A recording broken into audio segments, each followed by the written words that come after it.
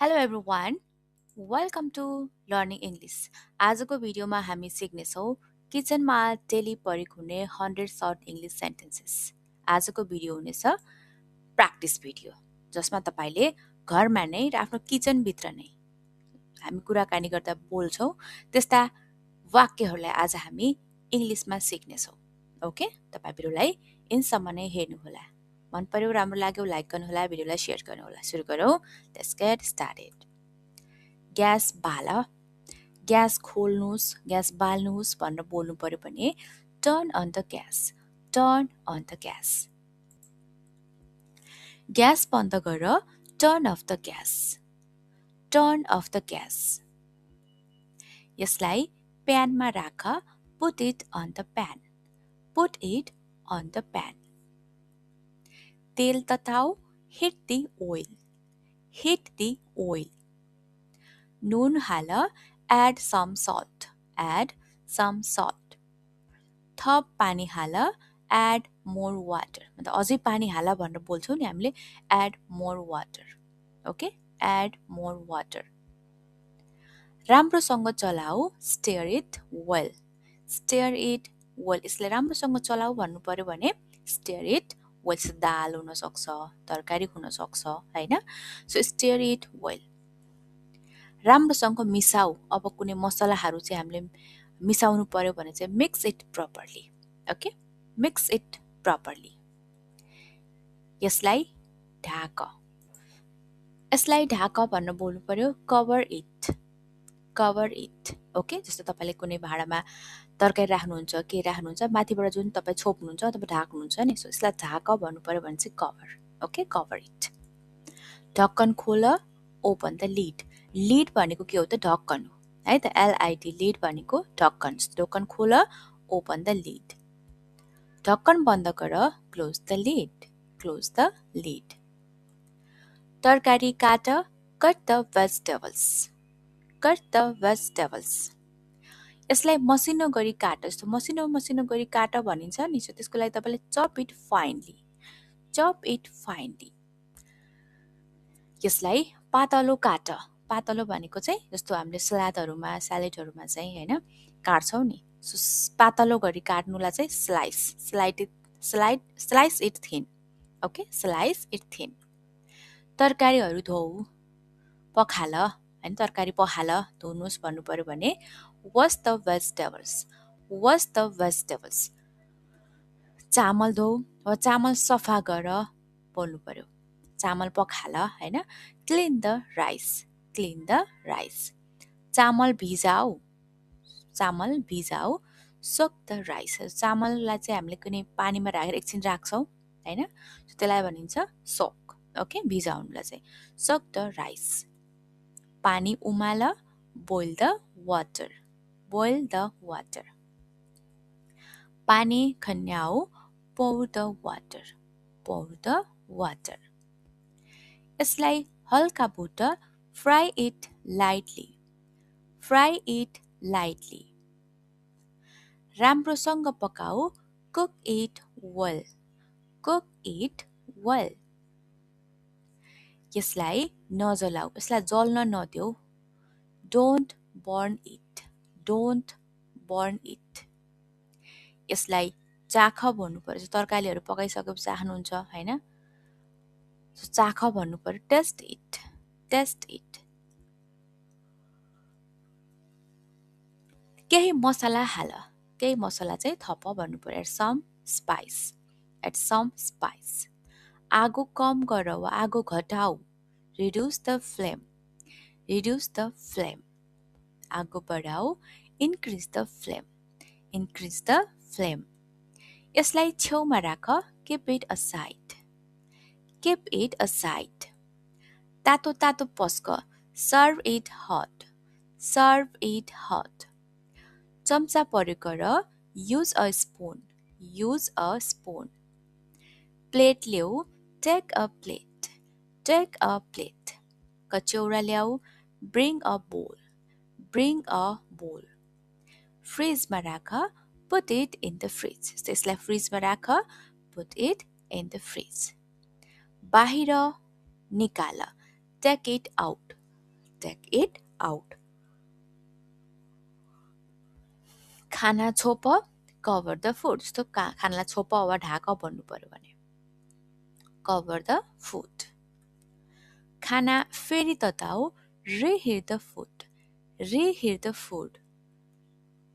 चिसो हुन देऊ, cool it down. Cool it down. राम्ररी राख, store it properly. Store it properly. भाँडा माझ, wash the dishes. Wash the dishes. Pakhal, rinse it. Rinse it. Plate सुखाऊ, dry the plates. मतलब हामीले पुछौँ नि, हैन? त्यसलाई चाहिँ हामीले dry the plates पनि. भाँडा मिलाएर राख, stack the dishes. Stack the dishes. फ्याँकिदेऊ, throw it away. यसलाई फाल्देऊ, फ्याँक्देऊ भन्नु पर्यो, throw it away. टेबल सफा गर, clean the table. Clean the table. Counter पुछ, wipe the counter. Wipe the counter. भुइँ बढार्नुस्, sweep the floor. Sweep the floor. भुइँमा पोछा लगाऊ, mop the floor. Mop the floor. त्यो नछौ, don't touch that. Don't touch that. मसला पिस, grind the spices. Grind the spices. बोक्रा छिल, peel it. Peel it. यसलाई mash गर. Mash it मतलब मिच भनिन्छ नि. So mash it. अन्डाहरू फेट्नुस्, beat the eggs. Beat the eggs. अन्डा फुटाउनुहोस्, break the eggs. Break the eggs. यसलाई अलग गर्नुस्, separate it. Separate it. यसलाई नाप, measure it. Measure it. कम तेल प्रयोग गर, use less oil. Use less oil. बढी पानी प्रयोग गर, use more water. Use more water. थप पानी प्रयोग गर, अझ पानी प्रयोग गर, use more water. टाइमर मिलाऊ, set the timer. Set the timer. मिठो गन्ध आयो, smells good. Smells good. स्वादिलो देखियो, looks delicious. Looks delicious. खाना तयार, ready to eat. So खानको लागि तयार भन्नु पर्यो, ready to eat. अझै पाकेको छैन, not cooked yet. Not cooked yet. लगभग सकियो, almost done. Almost done. धेरै पाक्यो, overcooked. Overcooked. कम पाक्यो, undercooked. Undercooked. एकदम ठिक, just perfect. Just perfect. अलिकति चिनी हाल, add little sugar. Add little sugar. धेरै नुन भयो, too much salt. Too much salt. अझ मसला चाहियो, needs more spice. Needs more spice. फेरि मिसाऊ, mix once more. Mix once more. चलाइराख, keep stirring. Keep stirring. यसलाई पाक्न दिनुस्, let it cook. Let it cook. ख्याल गर्नुस्, take care. Take care. होशियार, be careful. Be careful. तयार हुन लाग्यो, almost ready. Almost ready. अब पस्क, serve now. Serve now. फेरि राख, put it back. Put it back. एक टुक्रा खाऊ, take a bite. Take a bite. विस्तारै खाऊ, eat slowly. Eat slowly. खाना मजाले खाऊ, enjoy the food. Enjoy the food. यसलाई सिध्याऊ, finish it. Finish it. अलिकति छोड, leave some. Leave some. Pack गर, pack it. Pack it. पछिका लागि राख, save it for later. Save it for later. सबै सफा गर, clean everything. clean everything. आजको लागि सकियो. Done for today. Done for today. पकाउन सुरु गर. Start cooking. Start cooking. पकाउन बन्द गर. Stop cooking. Stop cooking. तयार हौ. Get ready. Get ready. समय हुन लाग्यो. Almost time. जलेको गन्ध आयो. Smells burnt. Smells burnt. ध्यान दिएर हेर. Watch carefully.